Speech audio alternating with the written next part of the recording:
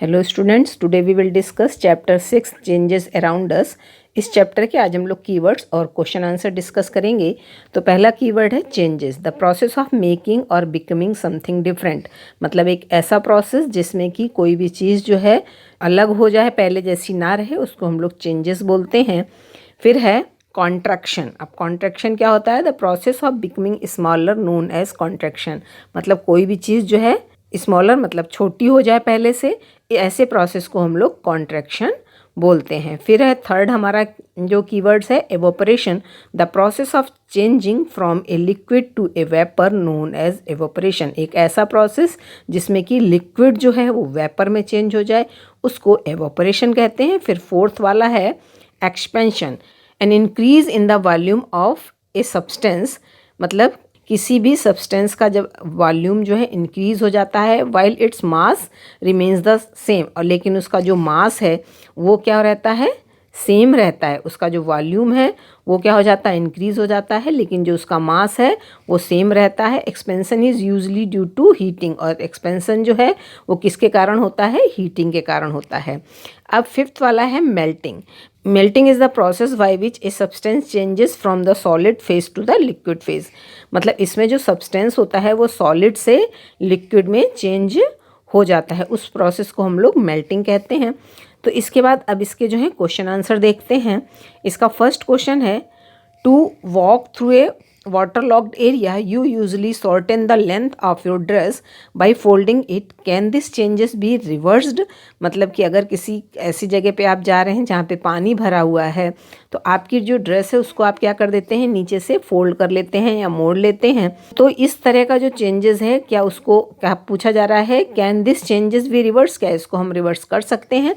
तो आंसर है yes, it can be reversed by unfolding the dress. मतलब पहले आपने अपनी ड्रेस जो है जहाँ पानी भरा था फोल्ड कर ली, और जब वहाँ से निकल गए तो आपने अपने ड्रेस को अनफोल्ड कर लिया, मतलब जैसे पहला था वैसा हो गया। तो इसको ये कैसा हमारा चेंजेस है?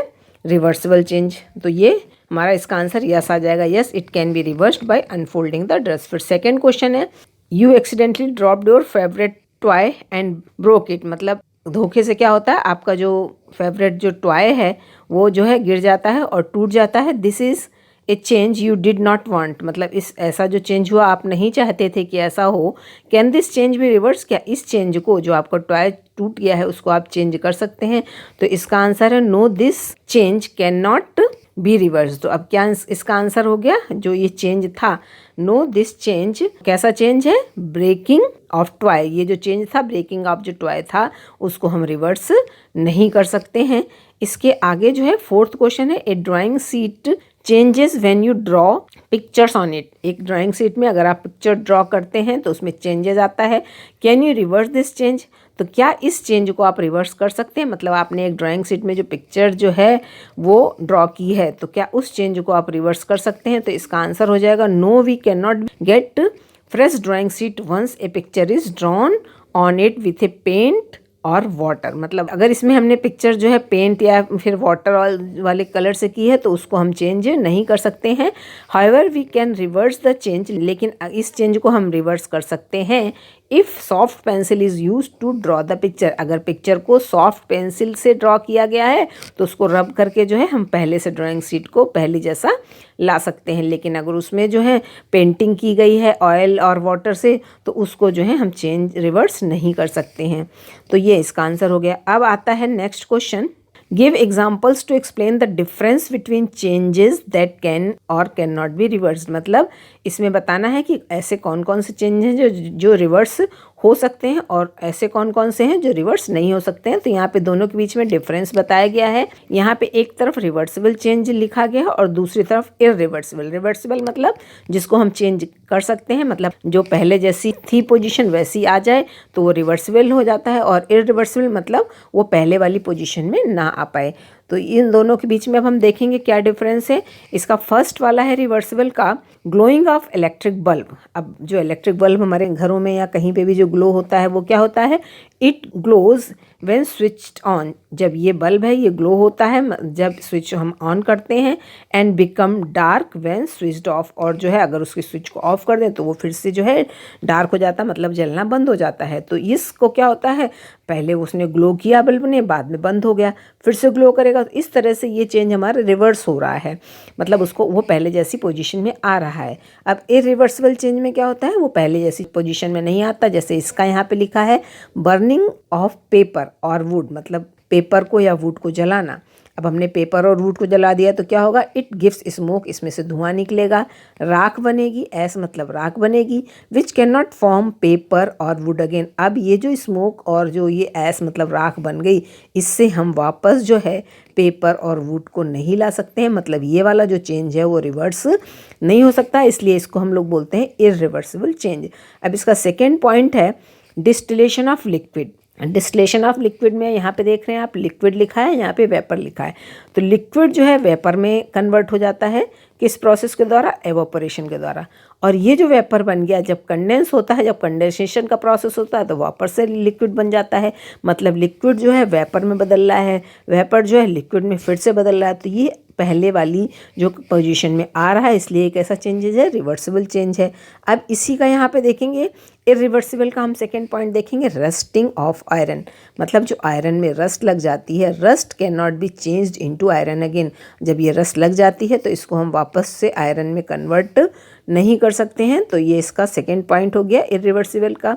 फिर थर्ड पॉइंट है रिवर्सिबल चेंज का, collapsing of mimosa touch me not. Mimosa मतलब जो टच मी नॉट एक जो उसकी लीव्स होती है, on touching and opening up on removing the finger, मतलब उसको जब हम क्या करते हैं टच कर देते हैं तो वो क्या हो जाती है, बंद हो जाती है, और थोड़ी देर बाद वो फिर से क्या हो जाती है, ओपन हो जाती है, मतलब वो पहले जैसी कंडीशन में आ जाती है। जैसे ही हम अपनी फिंगर हटाते हैं वो क्या होती है, ओपन आ जाती है, और जब उसको छू देते हैं तो वो क्या हो जाती है, बंद हो जाती है। तो ये भी कैसा चेंज है, रिवर्सिबल चेंज है। फिर इरिवर्सिबल का थर्ड पॉइंट है growth of plants and animal, मतलब प्लांट्स और एनिमल का ग्रोथ होना। प्लांट बड़े होते हैं, उसको वापस हम जो है पहले वाली कंडीशन में नहीं ला सकते हैं। एनिमल्स जो हैं बड़े हो जाते हैं, जैसे हम लोग बड़े हो गए तो हम लोग पहले जैसे बच्चे जैसे नहीं बन सकते हैं, तो ये कैसा चेंज है, इरिवर्सिबल चेंज है। तो यहाँ पे इसके एग्जाम्पल्स जो हैं पूरे हो गए। अब 6 क्वेश्चन है, ए thick coating of paste of plaster of Paris, मतलब एक जो थिक कोटिंग होती है पेस्ट की प्लास्टर ऑफ पेरिस की, जिसको कि पीओपी बोलते हैं, is applied over the bandage, जो कि बैंडेज के ऊपर लगाई जाती है, ऑन ए फ्रैक्चर बोन, जब कोई जो बोन है वो फ्रैक्चर मतलब टूट जाती है, it becomes hard on drawing, और जब वो सूख जाता है पेस्ट उसका तो वो क्या हो जाता है, हार्ड हो जाता है, to keep the fracture bone immovable, और जब ये हार्ड हो जाता है तो इससे क्या होती है, जो फ्रैक्चर बोन हुई है वो हिलडुल नहीं सकती है। Can the change in POP B reverse, तो क्या ये जो पीओपी में चेंज आया इसको हम रिवर्स कर सकते हैं, मतलब वापस पहले जैसा वो हो सकता है। तो आंसर है no, the change in POP can not be reverse. जो पीओपी में चेंज हो रहा है, मतलब जो प्लास्टर ऑफ पेरिस का जो पेस्ट था जो हार्ड हो गया है वो फिर से पेस्ट नहीं बन सकता है। No, the change in POP can not be reversed since it is a chemical change. अब वो जो है फिर से वापस जो है अपनी पेस्ट वाली कंडीशन में नहीं आ सकता है, since it is a chemical change, क्योंकि इसमें क्या हो रहा है, एक तरह का केमिकल चेंज हो रहा है, तो ये जो है वो रिवर्सिबल चेंज नहीं होगा। अब 7th वाला है, a bag of cement lying in the open gets wet due to rain during the night. अब एक जो सीमेंट का जो थैला है, जो बैग है, वो कहाँ रखा है, ओपन में रखा है, और फिर क्या आता है, वो गीला हो जाता है, किसके कारण, बारिश के कारण, बारिश होती है तो वो गीला हो जाता है रात में। The next day the sun shine, और नेक्स्ट डे जब सन मतलब सूरज निकलता है, do you think the changes which have occurred in the cement could be reverse, तो क्या आप ऐसा सोच सकते हैं कि जो उसमें सीमेंट में चेंज आया उसको हम रिवर्स कर सकते हैं। तो अब पहले क्या हुआ, सीमेंट की जो थैली थी उसमें जो पानी पड़ने से वो क्या हो गया, हार्ड हो गया, तो अब जो पहले वाली जो कंडीशन थी, मतलब सीमेंट पाउडर फॉर्म में थी, वो फिर से उस फॉर्म में नहीं आ सकती है। तो अब हम इसका आंसर क्या हो जाएगा, no, these are irreversible chemical change. ये चेंजेस कैसा है, इरिवर्सिबल, मतलब उसको हम पहले वाली पोजीशन में सीमेंट को नहीं ला जा सकते हैं, तो ये एक तरह का क्या है, इरिवर्सिबल केमिकल चेंज होगा। अब इसके बाद कुछ एक्स्ट्रा क्वेश्चन है, यहाँ पे पहला क्वेश्चन दिया हुआ है, give 2 examples of slow changes. अब स्लो चेंजेस के 2 एग्जाम्पल्स देने हैं। तो फर्स्ट हो जाएगा ग्रोइंग ऑफ प्लांट, मतलब प्लांट का ग्रो होना। दूसरा है राइपिंग ऑफ फ्रूट, मतलब फ्रूट्स का पकना। तो ये दोनों क्या है, स्लो चेंजेस है, मतलब बहुत धीम, ये जो चेंज हो रहा है बहुत धीरे धीरे होता है। जैसे प्लांट जो है एकदम से नहीं बढ़ जाता, उसमें टाइम लगता है, फ्रूट्स को पकने में भी टाइम लगता है। तो ये किस तरह का चेंज है, स्लो चेंजेस है। अब सेकेंड वाला है, give 2 examples of fast change.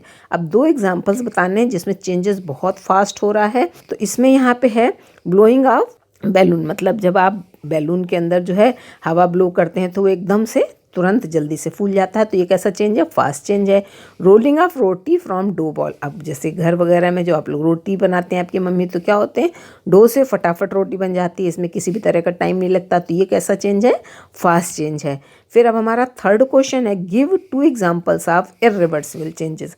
अब इरिवर्सल चेंजेस के जो है 2 एग्जाम्पल दिए। पहले भी हमने आपको अभी बहुत सारे इरिवर्सिबल चेंजेस के बारे में बताया।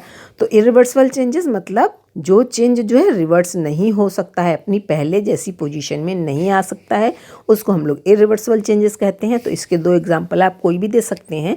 यहाँ पे हमने लिखा है मिल्क ऑफ चीज़, मतलब मिल्क से चीज़ का बनना। जब चीज़ बन जाती है तो उससे हम वापस जो है मिल्क नहीं बना सकते हैं। तो ये क्या होगा, इरिवर्सिबल चेंज होगा, मतलब वो मिल्क जो है वापस अपनी पोजीशन में नहीं आ सकता। फिर कुकिंग ऑफ फूड, फूड को जब हम पका देते हैं, फूड को पकने के बाद क्या होता है, जो फिर से उसका जो रॉ मटेरियल है हम वापस नहीं ला सकते हैं।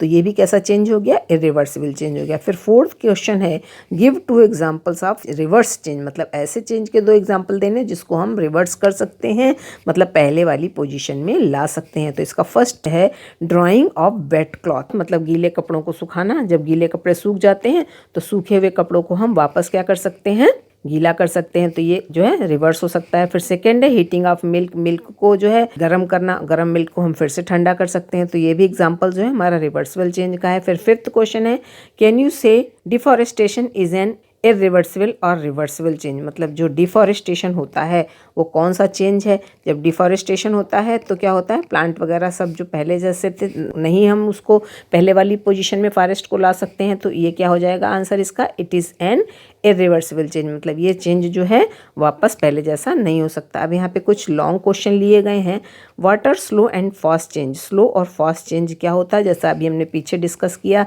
स्लो और फास्ट चेंज के बारे में। तो इसका आंसर हो जाएगा the change which takes place in a long period of time, ऐसा चेंज जिसको कि होने में बहुत लंबा समय लगता है उसको हम लोग क्या बोलते हैं, स्लो चेंजेस बोलते हैं। Whereas that changes which takes place in a short time, और ऐसे चेंजेस जो बहुत कम समय में हो जाते हैं उसको हम लोग फास्ट चेंजेस बोलते हैं। अब सेकंड क्वेश्चन है, why does blacksmith heat the metal rim.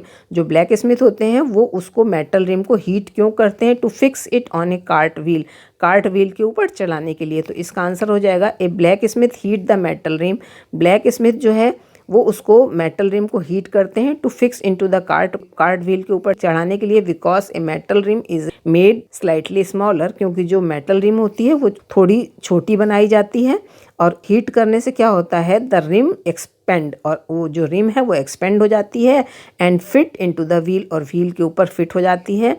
Then on cooling, और जब उसको ठंडा किया जाता है, द रिम कॉन्टैक्ट, तो रिम कॉन्टैक्ट हो जाती है, and fit tightly into the wheel, और व्हील के ऊपर जो है अच्छे से फिक्स हो जाती है। तो इस तरह से अभी हमारे जो सारे क्वेश्चन थे वो अभी हमने डिस्कस कर लिए हैं। सारे क्वेश्चन को जो है ठीक से पढ़ लीजिएगा। अगर कोई भी प्रॉब्लम आती है तो वो आप मेरे साथ डिस्कस कर सकते हैं। Thank you.